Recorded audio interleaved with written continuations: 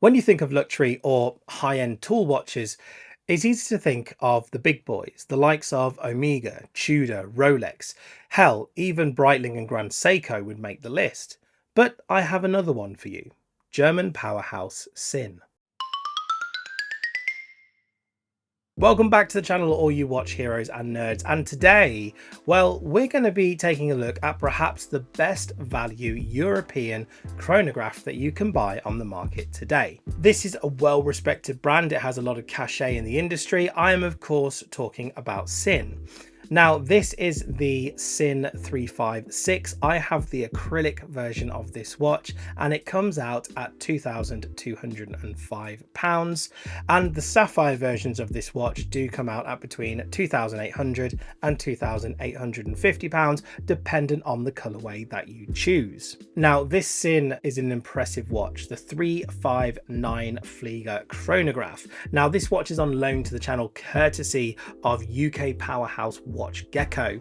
Now, as you may or may not have seen in their videos, I've recently joined their team as a newest presenter. I'm going to be adding my thoughts to watches along with the likes of Anthony and Richards and be giving it my own style of reviews and interviews. So if you haven't already, please give that channel a sub. And I think you'll really like the work that we're going to be doing on that channel moving forward, obviously in addition to this one. Now, going back to this watch, do I find it absolutely impressive and really well built? Well, yes, of course. Do I think this watch is incredibly stylish and has a certain charm to it? Again, absolutely, of course. Do I think you should buy one? Well, just hang on to the end of this video and I'll tell you my honest thoughts about it. But I have to say it is positive. It's largely positive, at least anyway. Okay, so as always, let's get specs out the way so we can dive on into my thoughts on this watch.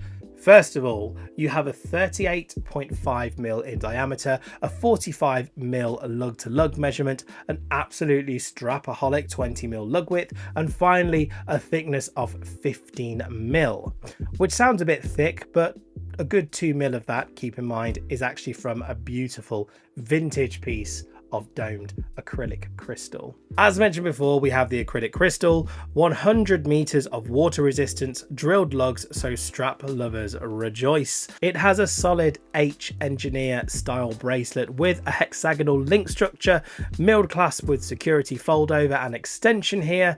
It's like a diver's extension. It's not that kind of a watch, so I'm just going to call it an extension. I hope that makes sense. Whatever it is, it's pretty nice. Finally, we have great lume on the dials and hands, anti-magnetism casing for the movement, and speaking of the movement, it is an automatic Speedmaster SW500, so all you nerds out there will know that this is a chronograph movement. You have a 30-minute timer and a 12-hour timer along with a sub-second hand at the 12, 6 and 9, and you have a day-date complication at the 3 o'clock.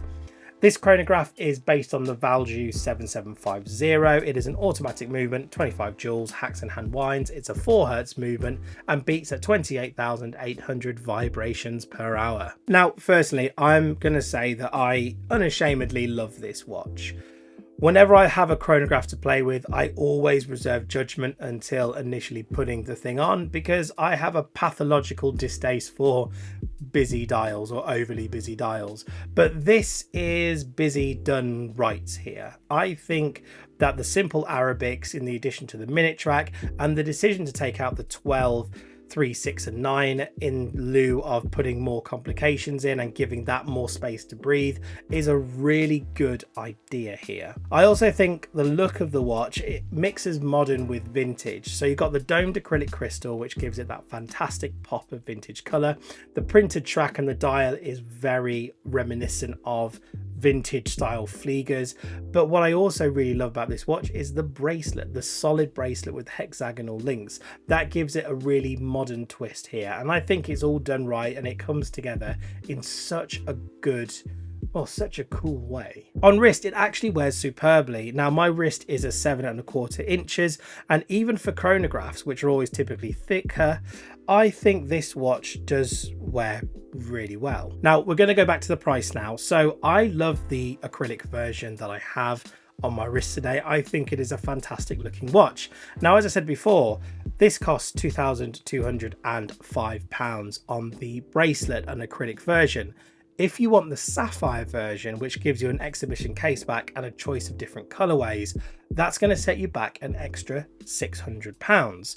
Now, you have to look at the value equation and decide from your point of view and from your perspective if you believe that is good value for money. Personally, I wouldn't be that bothered by it. Yes, there are some interesting colorways, but I quite like the black version, and from my point of view, I couldn't really justify spending an extra £600 just for more sapphire and the additional colorways. For me, I would much more prefer to put my money to something else, probably some lovely straps to go along with that watch as well.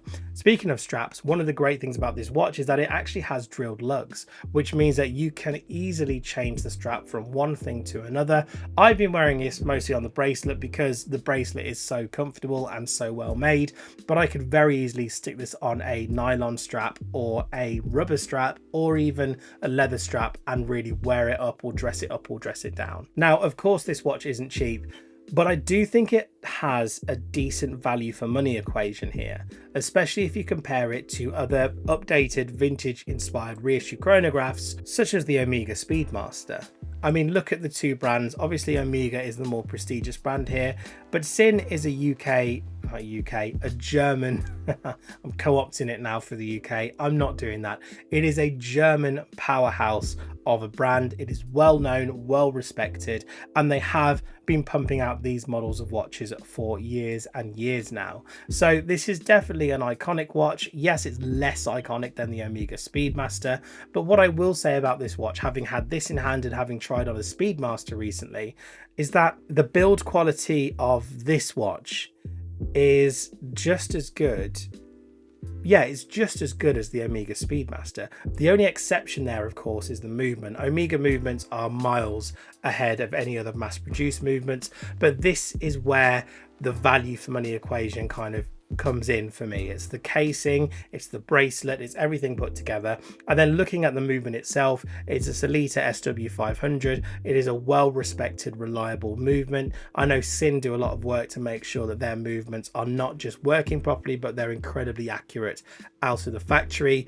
They do everything that you would consider to be COSC certification without the certification to make it as accurate as possible. I think WatchGecko actually did a video on it as well, so feel free to kind of check that out. But I think that it's a well-respected movement.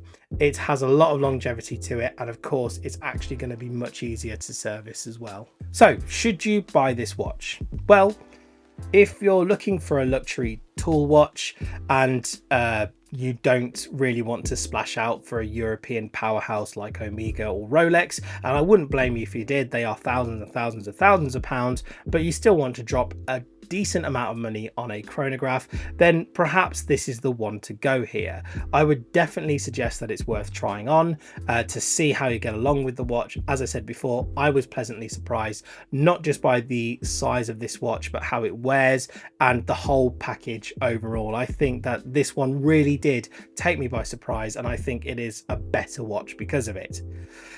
But to that end, are there any vintage reissue watches or inspired chronographs that you quite like? It can be either from a European brand or an American brand or a Japanese brand. Let me know in the comments below. I would love to try and get my hands on them. And as I said before, don't forget to check out the WatchGecko channel, not just the video that I'm in and the ones that I will be producing, but the other videos that they do as well. They have some great stuff, and WatchGecko tend to focus a lot on the micro brand scene and the independent watch scene, as well as the big boys, so they do give you a lot of exposure there as well. Now, take care, watch nerds, and I will see you all in a future video.